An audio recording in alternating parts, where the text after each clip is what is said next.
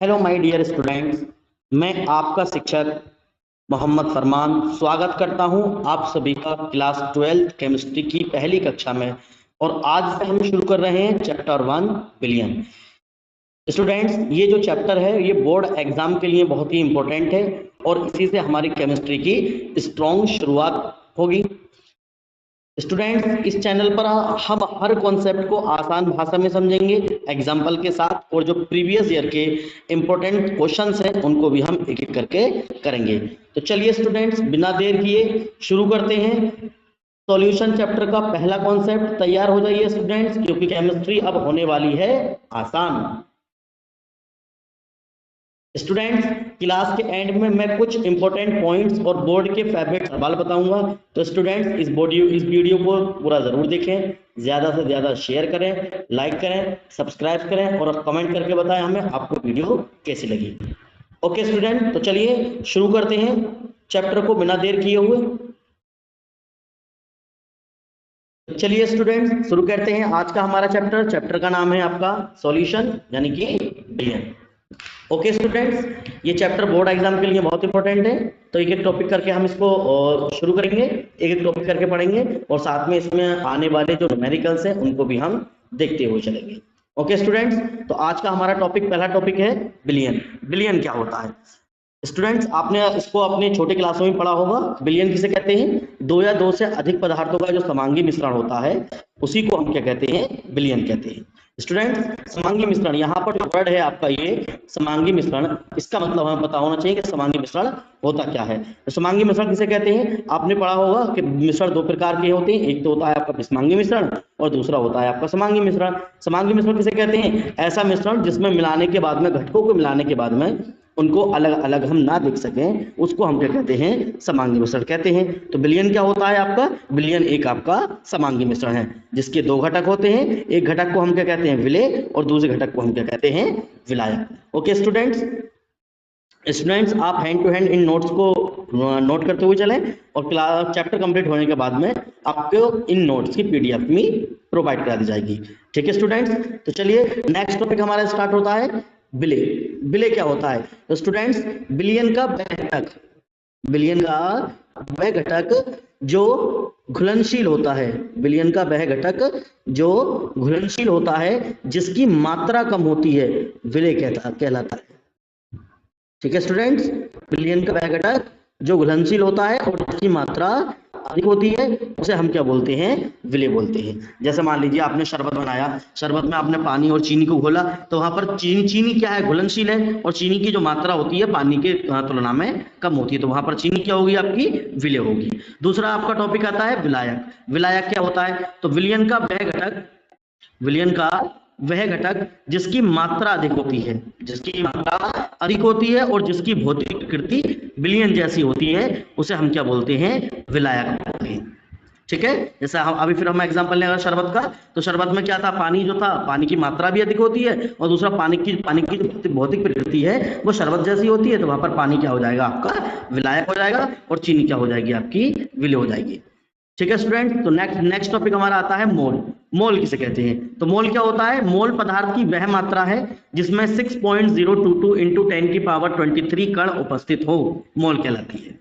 Okay students, पदार्थ की ऐसी मात्रा जिसके अंदर इतने कण उपस्थित होंगे उसे हम क्या कहेंगे? उसे हम मोल कहते हैं, मोल होती है। और किसी भी पदार्थ में मोल को निकालने का जो फॉर्मूला होता है, मोल निकालने का फॉर्मूला क्या होता है? N is equal to W/mm। यहाँ पर N का मतलब क्या है? यहाँ पर N का मतलब आपके मोलों की संख्या है। W क्या है? उस पदार्थ का अणुभार है, और सॉरी उस पदार्थ का द्रव्यमान जो आपको क्वेश्चन में दिया होगा, और mm उस पदार्थ का अणुभार। मोल निकालने के लिए तो चलिए स्टूडेंट्स, इस टॉपिक के ऊपर यानी नंबर ऑफ मोल के ऊपर, मोलों की संख्या निकालने के ऊपर एक न्यूमेरिकल कर लेते हैं। चलिए ओके स्टूडेंट, तो चलिए करते हैं क्वेश्चन नंबर ऑफ मोल के ऊपर, मोलों की संख्या के ऊपर। जैसे मान लीजिए एक हम क्वेश्चन लिख लेते हैं।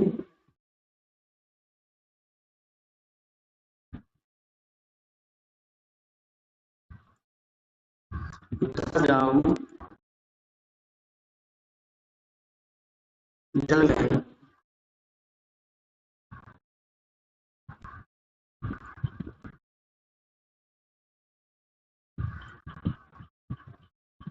मोलों की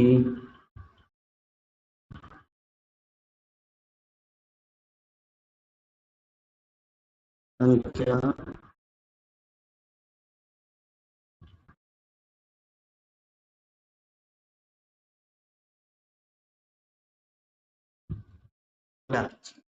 ओके स्टूडेंट्स, हमारा क्वेश्चन है 10 ग्राम जल में मोलों की संख्या ज्ञात कीजिए। तो इसमें जो पहले वैल्यू दी गई है उसको हम लिख लेते हैं 10 ग्राम जल में। तो ये क्या हो गया, जल का द्रव्यमान हो गया, यानी कि आपको W बराबर कितना दे दिया, W दे दिया आपको कितना, 10 ग्राम। ठीक, क्या निकालनी है, मोलों की संख्या, यानी कि यहाँ पर हमें क्या बताना है, एम बताना है। ओके स्टूडेंट, जब भी आपको किसी पदार्थ का द्रव्यमान दिया हो और मोलों की संख्या आपसे पूछे तो सबसे पहले वहां पर आपका काम रहेगा कि उस पदार्थ का अणुभार पता कीजिए। तो जल का अगर हम अणुसूत्र देखें तो जल का जो अणुसूत्र होता है वो क्या होता है, जल का अणुसूत्र होता है H2O। ठीक, अब इसका अगर हम अणुभार निकालें, एमएम और पता करें, एमएम कितना आएगा, यहाँ पर देखिए कितने हाइड्रोजन है, 2 हाइड्रोजन है, हाइड्रोजन का परमाणु भार कितना होता है, 1 प्लस कितने ऑक्सीजन है, एक ऑक्सीजन, और ऑक्सीजन का परमाणु भार कितना होता है, 16। आप इसको 16 सोल्व करेंगे, 16 से 1 गुणा करेंगे, 16 कम 16, और 2 को 1 से गुणा करेंगे, 2 कम 2, 16 और 2 को ऐड करेंगे, कितना आएगा, 16 और 2 ये हो जाएगा आपका 18। तो जल का अणुभार कितना आ जाएगा, जल का अणुभार आ जाएगा आपका 18। ठीक है स्टूडेंट्स, तो अब हमारे पास अणुभार भी है, हमारे पास द्रव्यमान भी है। अब हम क्या लगाएंगे, यहाँ पर मोलों की संख्या का फॉर्मूला लगा देंगे। मोलों की संख्या का फॉर्मूला क्या होता है, एन बराबर W बटा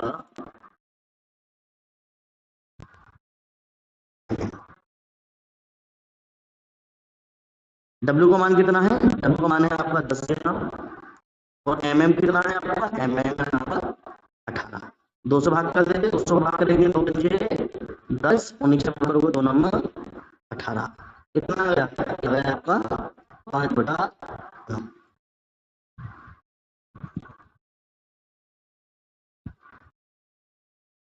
ये आ गया आपके 10 ग्राम में मोलों की संख्या। ठीक है स्टूडेंट्स, तो आज की क्लास यहीं पर खत्म करते हैं। कल हमारा नया टॉपिक स्टार्ट होगा जिसका नाम होगा आपका,